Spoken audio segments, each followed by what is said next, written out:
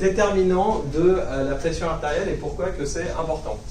Alors, mes conflits d'intérêts, puisque c'est important, rien directement en rapport avec les déterminants de la pression artérielle, mais vous avez le droit de le savoir. Et on va commencer par faire un petit cours d'histoire. Donc en fait, on est le produit d'une longue évolution, c'est 4 milliards d'années d'évolution, et on est passé de petits organismes unicellulaires jusqu'à l'évolution, le macaque, nos ancêtres, Homo sapiens, et on termine par, pas de problème, et on arrive à la forme ultime de l'évolution, l'Homo Barthélémus. Donc l'Homo Barthélémus, c'est un peu ce qui se fait de mieux dans la nature. C'est un être pluricellulaire, multi-organes, compartimenté, doué de raison, et qui possède comme caractéristique d'avoir un double système de propulsion sanguine incroyable, 4 chambres qui fonctionnent de façon asynchrone, un flux unidirectionnel avec un système de valves, de moteurs et de vaisseaux qui permet d'envoyer en continu dans les organes des nutriments, de l'oxygène, un système qui est régulé en pression et en débit, un couple vasomoteur qui est ajusté pour chaque organe. Il peut courir à des vitesses défiant l'entendement pendant des heures, et sur un vélo, ça peut durer encore plus longtemps. Alors comment est-ce qu'il fait ça? En fait, on va voir que c'est un trait au sujet dont on va discuter aujourd'hui. Alors le moteur, qu'est-ce qu'on a comme moteur qui permet de faire avancer le sang? Finalement, dans la nature, il y a différents types de moteurs. Il y a des moteurs passifs, là, à gauche, donc c'est quand des muscles se contractent, ça appuie sur des vaisseaux qu'il faut avancer des globules rouges ou des équivalents de globules rouges. Il y a des moteurs automatiques un petit peu plus avancés, c'est du péristaltisme vasculaire qui fait avancer de façon continue les nutriments qui apportent l'oxygène et qui permettent d'éliminer les déchets. Et on a la forme qu'on a maintenant, c'est-à-dire une forme de chambre contractile, qu'on appelle en général un peu comme le cœur, qui est un organe qui se charge en sang. Ce sang est propulsé dans le système pulmonaire où il va se charger en oxygène et relâcher son CO2, puis après il va être chargé dans le système ventriculaire gauche et paf, poussé à haute pression à l'intérieur des organes. C'est ça qu'on va étudier. Donc déjà, il y a une histoire de moteur. Ensuite, il y a, on a dit, une histoire de pression.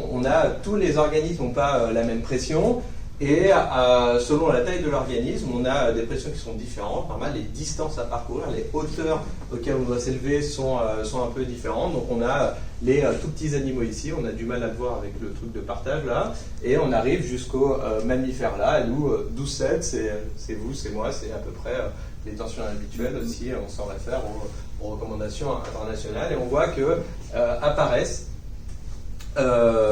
chez des animaux qui ont besoin de respirer un système de circulation pulmonaire, en général à bas débit, puisqu'on n'aime pas trop dans des cavités où il y a des alvéoles envoyer le sang à trop haut débit.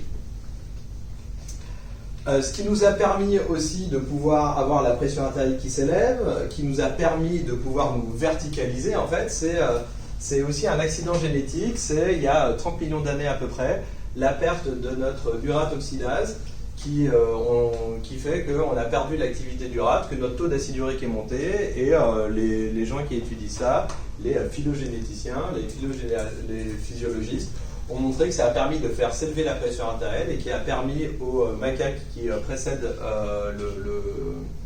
l'homme et de la famille des orang-outans et des babouins de se lever et de pouvoir grandir un petit peu en taille, commencer à pouvoir utiliser leurs mains préhensiles et pouvoir regarder le monde de haut comme on fait maintenant, et nous permettre d'évoluer. Donc nous on est cette forme-là ici, là, qui apparaît il n'y a pas si longtemps que ça, il y a 6 millions d'années, avec plus de capacité à épurer complètement son acide urique, et donc une augmentation de l'acide urique qui fait monter la pression artérielle.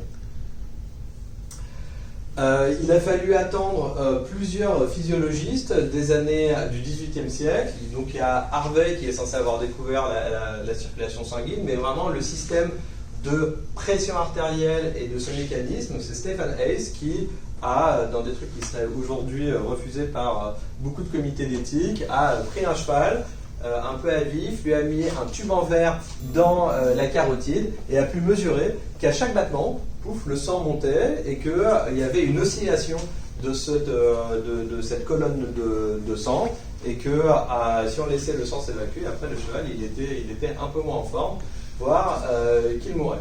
Donc on a un système qui est en pression, ça varie, c'est pulsatile, c'est indispensable à la survie.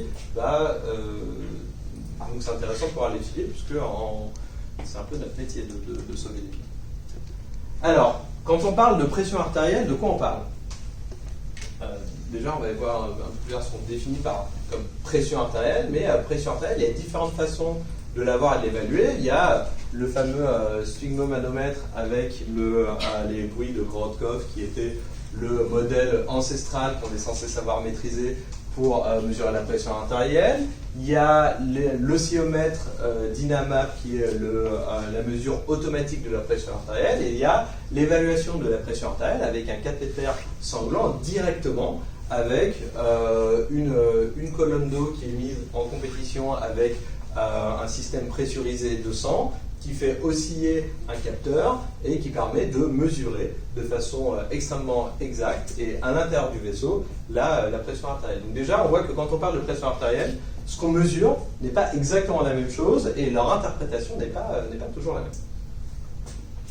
Alors le sphygmomanomètre, on a tous fait ça, en deuxième année on s'éclate à le faire, on pose un brassard, on le gonfle au-dessus de la pression artérielle et on diminue progressivement et on va avoir les bruits de Korotkov qui vont commencer à apparaître. Donc quand les bruits apparaissent, c'est qu'on est arrivé juste en dessous de la pression artérielle systolique et quand les bruits disparaissent, c'est qu'on est arrivé sous la pression artérielle diastolique.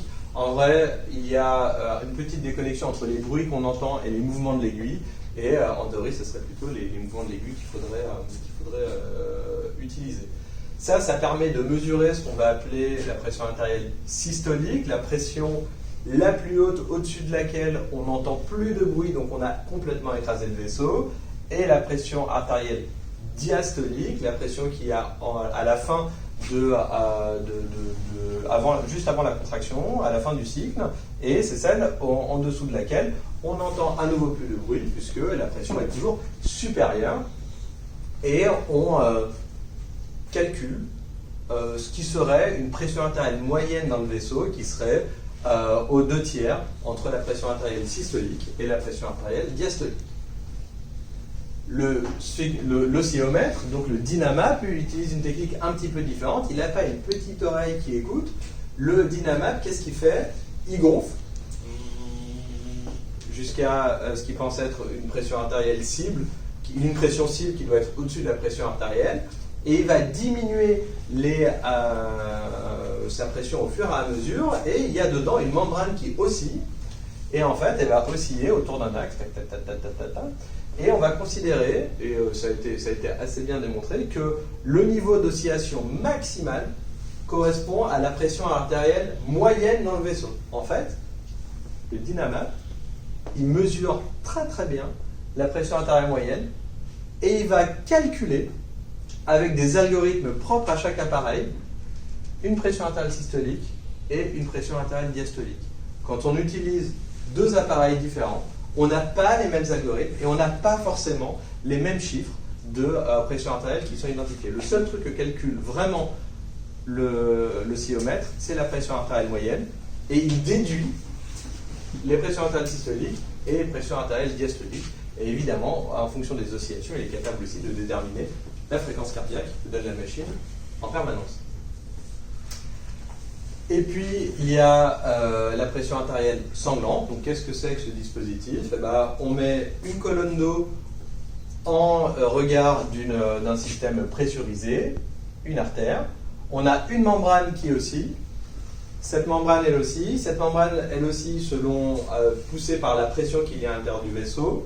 Et plus elle aussi, ou alors plus l'oscillomètre à l'intérieur est comprimé et diminue son signal, plus on a de la pression, et ça va nous donner à la fin une courbe avec une pression en continu mesurée à l'intérieur d'un vaisseau, mais qui passe par une membrane, un système d'amplification et des systèmes de restitution de cette courbe de pression artérielle. Mesure extrêmement précise, on est directement à l'intérieur du vaisseau. Néanmoins, attention, c'est un système qui est fragile, qui est très sensible à la qualité du signal. Et donc, quand vous utilisez un capteur de pression artérielle sanglante, n'hésitez pas à vérifier la qualité du signal en regardant si la poche de contre-pression est bien gonflée et en phase avec la membrane, et si on a un système qui n'est pas trop résonnant ou alors trop amorti. Ça fait une différence de regarder est-ce que ça mesure vraiment différemment la pression selon le dispositif qu'on utilise. Là, dans cette étude, ils ont regardé un truc qui était assez rigolo. Dans des cohortes très importantes de malades, on voit que la pression artérielle est liée à la mortalité, c'est-à-dire que quand on descend sa pression artérielle systolique ou qu'on descend sa pression artérielle moyenne, on a une mortalité qui augmente.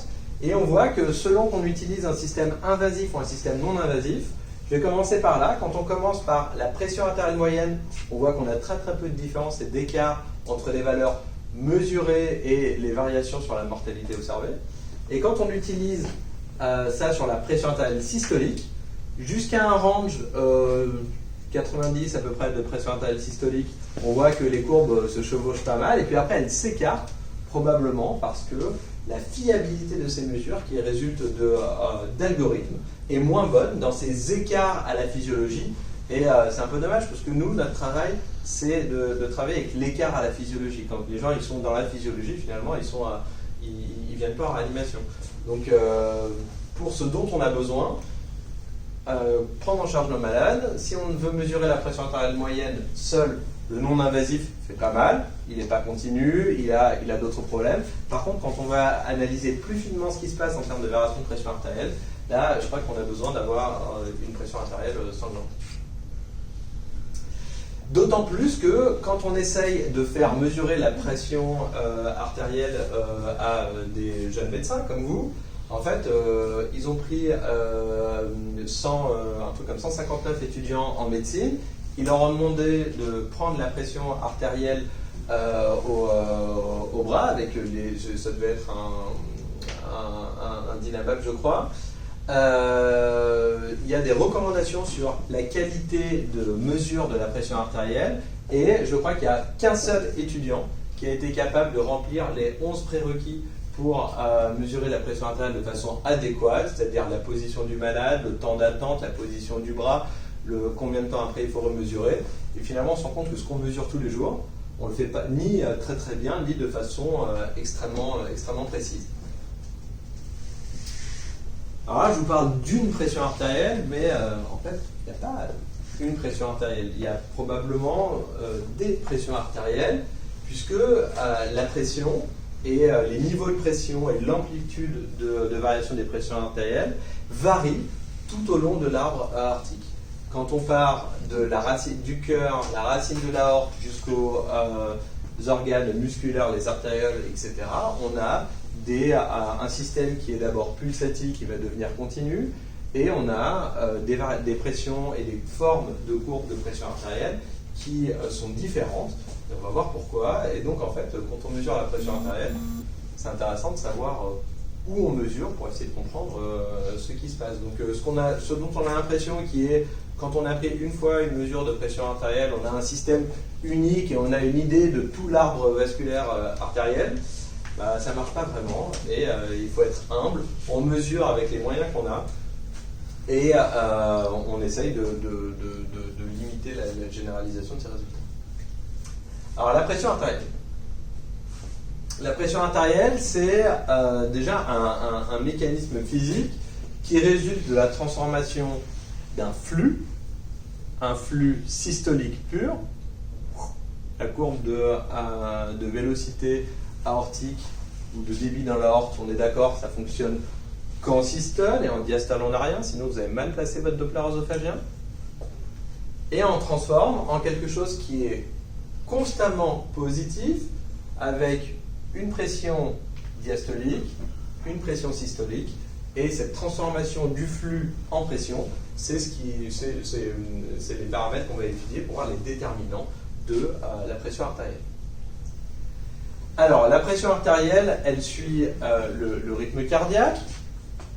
Et on voit que on a le QRS qui va précéder la montée en pression, qui va précéder dans le ventricule, qui va précéder la montée en pression de l'aorte. Et en fait, on va avoir en continu donc ce cycle où on a un décalage électrique, ventriculaire et artériel en continu. Et c'est intéressant de savoir qu'il y a un décalage dans le temps, puisqu'il y a des phénomènes qui vont se passer de façon rythmée, qui n'arrivent pas toujours au même endroit à l'intérieur du vaisseau. La courbe de pression artérielle. Donc, qu'est-ce qu'on définit dans cette courbe de pression artérielle? On va essayer. Donc, on a un cycle, le cycle qui part de la zone protosystolique jusqu'à la fin de la diastole, prochaine zone protosystolique.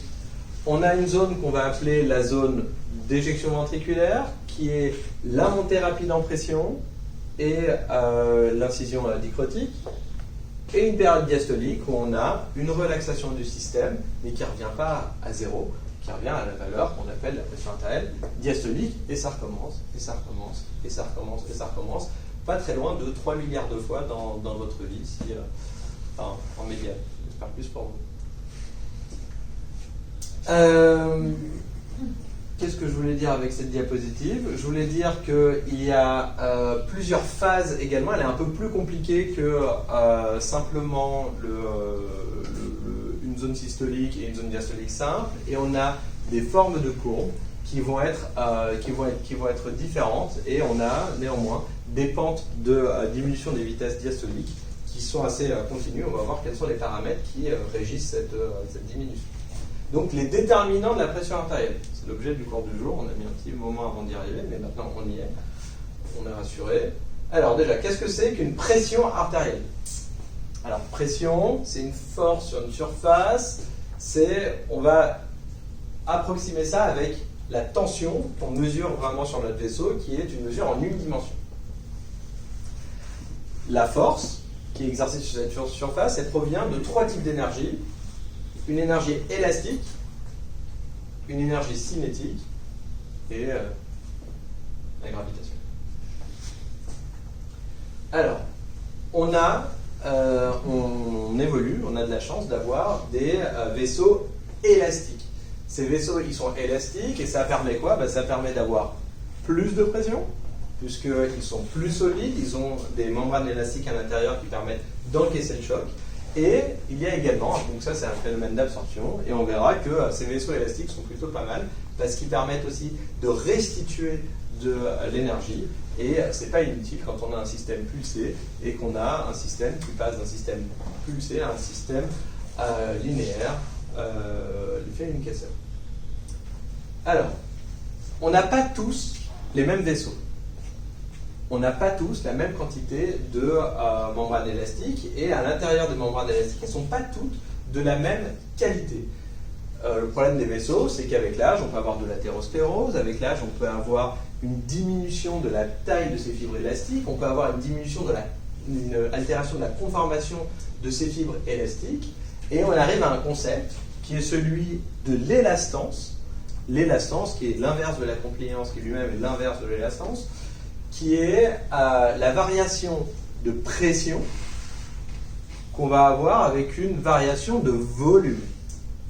Donc, quand on est jeune et qu'on a beaucoup de fibres élastiques, on met du volume et la pression varie peu.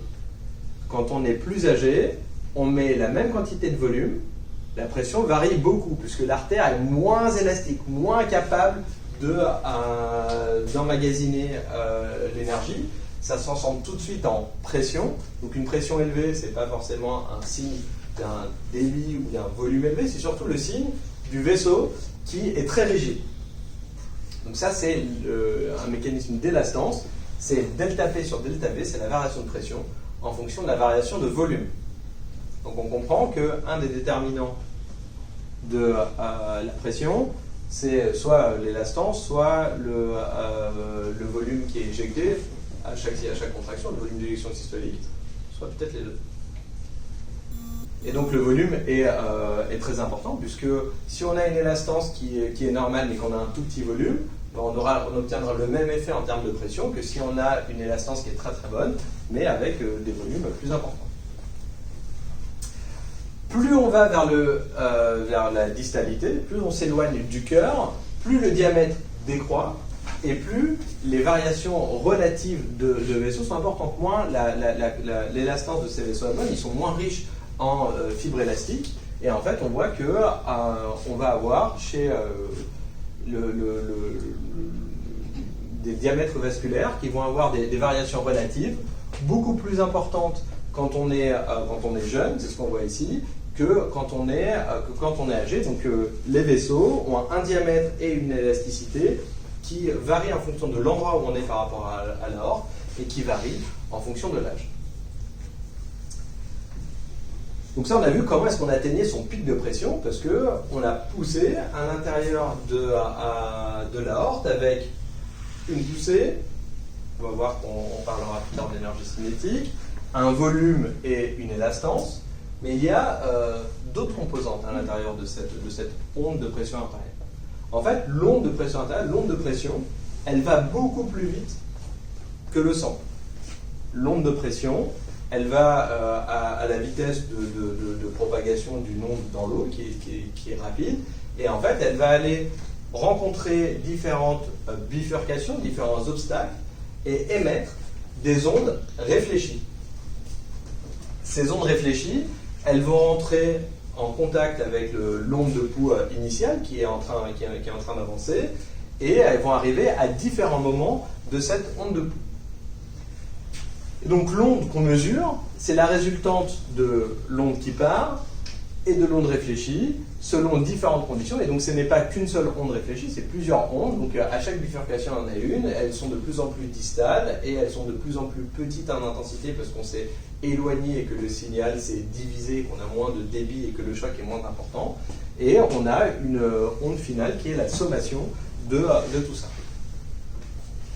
Alors quand on a des vaisseaux qui sont un petit peu rigides et qu'on a une onde de réflexion qui revient très rapidement, finalement on va avoir une onde de réflexion qui va s'ajouter à l'onde émise au niveau de la crosse aortique, et on va avoir une augmentation du pic systolique et au final une augmentation du travail pour le cœur. Notamment on voit ça chez les très grands hypertendus qui ont des vaisseaux très rigides. L'onde en fait elle revient très rapidement puisque c'est un petit peu moins lâche que quand on a des bonnes fibres élastiques. Donc quand on a des artères qui sont, pour la qualité, stiff, rigides, ça revient précocement, c'est très haut, et quand on a des artères bien élastiques, ça revient un peu plus tard, et le travail que doit effectuer le cœur pour finir sa poussée, le niveau de pression artérielle systolique est moins élevé. Il peut y avoir même différentes sommations de vagues à l'intérieur, et ces différentes sommations de vagues à l'intérieur, elles vont modifier de façon très importante, en fonction des résistances également qu'il y a à l'intérieur du vaisseau, la forme de la courbe de pression artérielle et le travail cardiaque sous-jacent. Donc là, comme je vous l'ai dit, quand on a une grosse artère au niveau de l'aorte, c'est une artère de gros diamètre, c'est élastique, et on a un retour qui est pas trop précoce, qui arrive souvent aux alentours de l'incision dicrotique. Quand on a une artère périphérique musculaire, on a plein d'incidents et ça fait monter le pic de pression artérielle systolique. En fait, donc on a un mécanisme d'amplification qui est lié aux ondes réfléchies, à la diminution de calibre et à la diminution du nombre de fibres élastiques. Et plus on s'éloigne de l'aorte, plus on a une pression différentielle qui augmente. Et vous remarquez que la courbe de pression artérielle, elle n'a plus tout à fait la même forme. Et on va voir que la courbe de pression artérielle, elle est utile à plein de niveaux. C'est un outil de sémiologie du système cardiovasculaire. Et par contre, la pression artérielle moyenne reste peu ou prou assez stable. Donc je ne sais pas moi si en physiologie, vraiment c'est quelque chose qui existe, la pression artérielle moyenne au sens moyen. médian, mais en tout cas, quand on le mesure, on sait qu'on peut mesurer quelque chose qui est assez proche dans les différents vaisseaux, tandis que quand on s'intéresse à la systole et à la diastole, selon l'endroit où on est, on s'attend à autre chose et on mesure autre chose. Donc on a parlé de la propulsion, mais il y a également d'autres déterminants de la pression artérielle, c'est l'énergie cinétique. Selon la façon dont est branché le vaisseau, qu'on soit dans les artères iliaques ou dans les artères rénales, on n'est pas branché pareil dans le flux. L'artère iliaque, elle est là, elle est en alignement vasculaire et elle bénéficie de l'énergie cinétique qui part dans l'aorte. Les artères rénales, elles, qui sont orthogonales, elles sont à un embranchement et elles ont un peu moins d'énergie cinétique et donc la pression à l'intérieur, finalement, elle va être un petit peu moindre. Quand on met, ça c'est une expérience de mécanique des fluides assez connue, on met un flux, on met différents tubes et en fait, s'il y a un alignement cinétique, la pression qui va à l'intérieur du tube, elle va être différente de celui qui est simplement par équilibre, puisque ça va lutter un peu contre le poids de l'eau qui diminue la hauteur de la colonne d'eau qui est au-dessus. Et enfin, le troisième déterminant, on a dit que la gravité, c'était important. Et donc, en fait, en fonction de où on est et du positionnement du corps, on n'a pas la même hauteur de colonne d'eau. Et en fonction de là où du positionnement du malade, le zéro, on dit toujours le zéro phlébostatique, on le met au niveau du quatrième espace intercostal, au niveau de l'oreillette gauche. Je ne sais pas, peut-être que c'est vrai si on mesure exactement en alignement sur une ligne avec l'oreillette gauche, mais en fonction de où se trouve le capteur par rapport au zéro phlébostatique, on peut avoir des variations de pression artérielle qui peuvent être assez importantes, puisque quand vous êtes complètement debout, qu'on a fait le zéro ici, et que vous êtes assis, il peut y avoir 40, 50, 60 cm de différence de taille, qui font 60 cm centimètres d'eau, et 60 cm d'eau, c'est plus ou moins l'eau, c'est 10 pour 7,4 dans l'autre sens, 10 mm de mercure, c'est 7,4 cm d'eau, c'est ça? Donc on a des variations plus importantes encore en centimètres d'eau, et donc quand on a 60 cm de différence, ou 80 cm de différence, on a 90 mm de mercure de différence dans la mesure, ce qui veut dire que les mesures dépendent aussi de l'endroit où on a fait le zéro, et elles dépendent du positionnement du corps. C'est quand même pas si simple cette histoire. Si on devait faire une petite synthèse, on dirait que la pression artérielle, elle dépend d'où c'est qu'on part, la pression artérielle diastolique, du volume qu'on met dans le vaisseau, le VES, de la capacité à pousser, c'est le temps d'éjection surtout, à la fin, qui est le plus gros déterminant, on va dire l'inotropie, si vous voulez, et de la compliance ou de l'élastance artérielle, peu importe, c'est l'un et l'opposé de l'autre. D'où on part, quel volume, quel vaisseau, comment le cœur.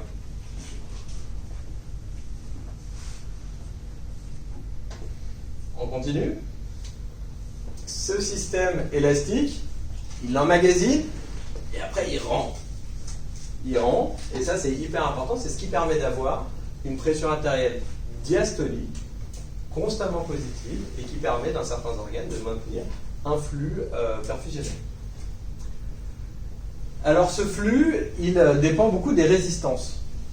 La diminution de la pression, elle dépend des résistances, et les résistances, elle est différente en fonction du vaisseau ou de l'organe qu'on perfuse. Et on a très très peu de résistance dans le cerveau, des résistances moyennes au niveau du rein, et par contre le muscle, c'est un système à très très haute résistance.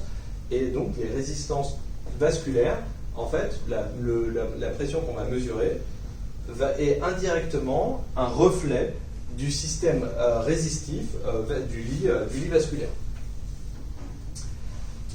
Et comment évolue cette pression artérielle diastolique? Elle évolue quand on la modélise dans un système en 1 sur RC, et le RC qui va déterminer la pente, c'est à la fois une composante de la compléance du vaisseau, sa façon de se relâcher, et de la résistance du système vasculaire auquel il fait face. Une composante importante également, donc cette composante en 1 sur RC qui donne la pente. En fait, la pente, c'est un peu une vitesse de décroissance. Cette vitesse de décroissance, pour savoir de combien elle va décroître, elle va dépendre aussi du temps. Plus la diastole va être longue, plus le temps de diastole va être long, plus la diastole va baisser.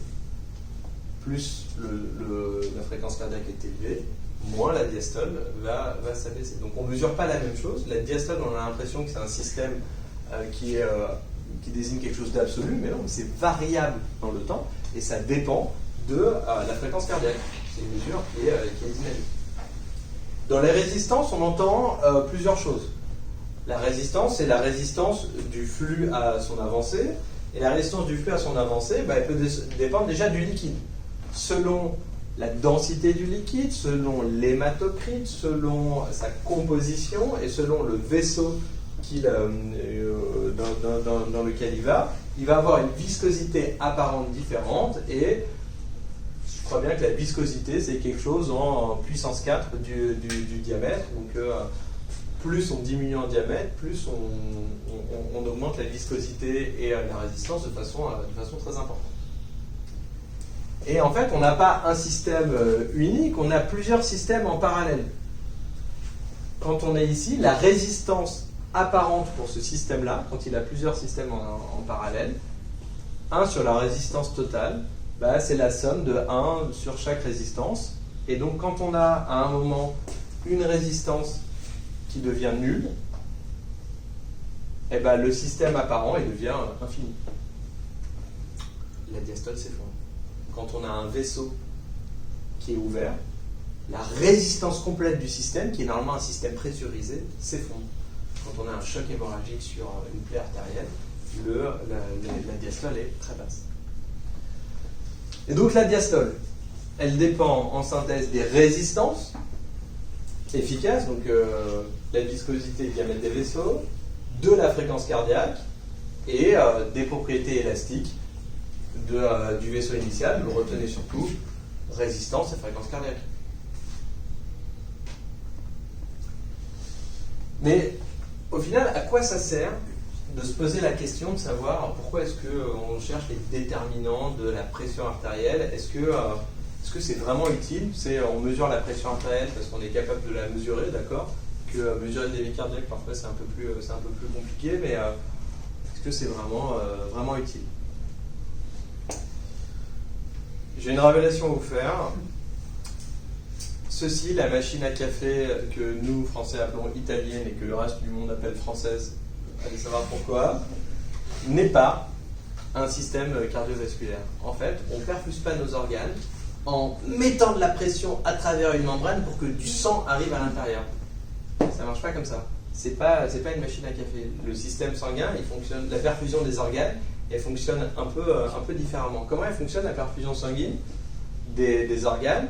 En fait, il faut un peu de pression pour pouvoir rentrer à l'intérieur des organes, garder des vaisseaux ouverts, et c'est le débit cardiaque qui va déterminer quelle quantité de sang va rentrer dans ces vaisseaux ouverts.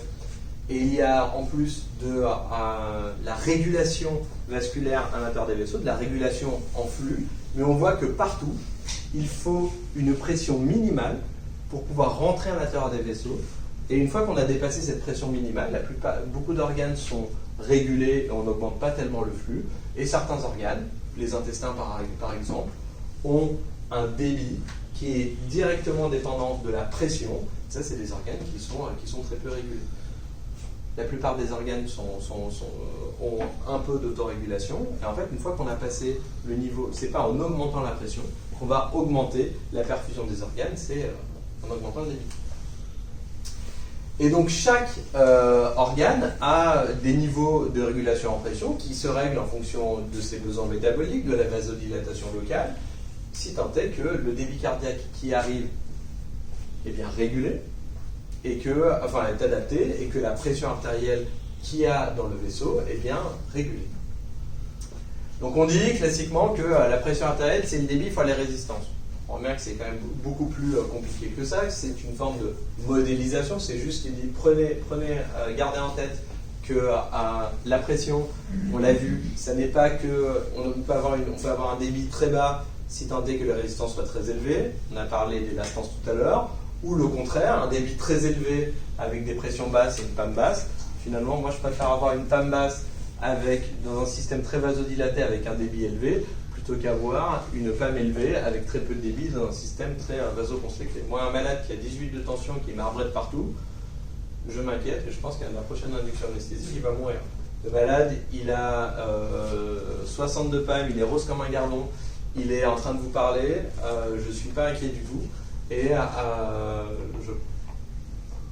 je pense qu'il est moins en danger que celui décrit précédemment. Donc la pression artérielle, c'est un paramètre qui est finement régulé et qui n'est pas interchangeable avec le débit. Il faut mesurer le débit, parce qu'on n'a pas forcément le débit avec la pression artérielle. En fait, c'est l'analogie du jet d'eau. Si je diminue je mets de la pression sur le tuyau, je vais changer la distance avec ça, je vais changer la pression du jet, mais je ne vais pas changer le débit qui arrive à l'intérieur du tuyau. Il y a plein de mécanismes qui contrôlent, qui régulent la pression artérielle, avec des mécanismes qui s'adaptent de quelques secondes, minutes, en heures, en jours. Et donc on voit des systèmes de vasoconstriction qui passent par des barorécepteurs, des chimiorécepteurs, le système rénine-angiotensin-aldostérone, qui s'adapte plutôt en heures ou en jours et qui est probablement le meilleur système à distance pour contrôler la pression artérielle. Et donc ça fait partie des mécanismes, des médicaments que vous utilisez ou les médicaments que prennent vos malades sont capables de contrôler et de réguler cette pression artérielle.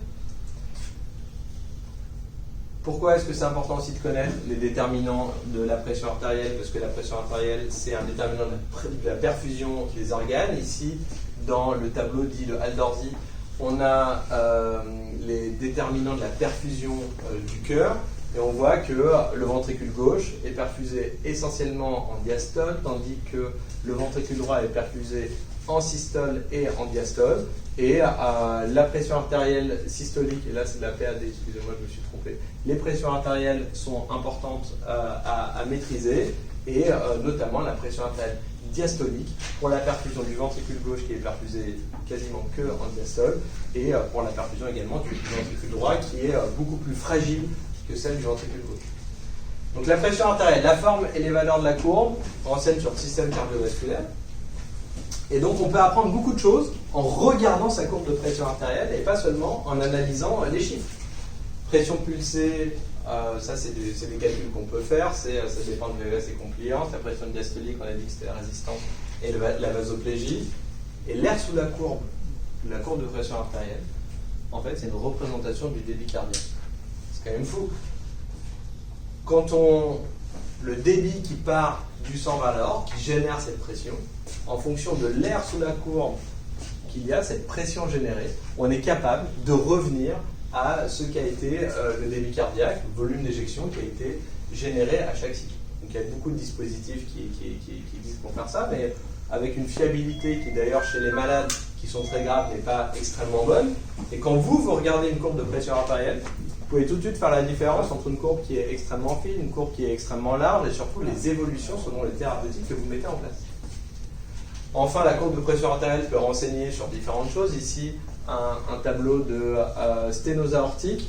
Vous voyez que la montée en pression est lente, elle est longue en fait. Quand on a une sténose aortique, le sang il passe très vite, mais en faible débit, il va monter, il va mettre du temps à atteindre le volume qui en général est assez haut en plus, parce que les gens qui ont des sténoses aortiques, ils ont souvent des artères qui sont très très très rigides.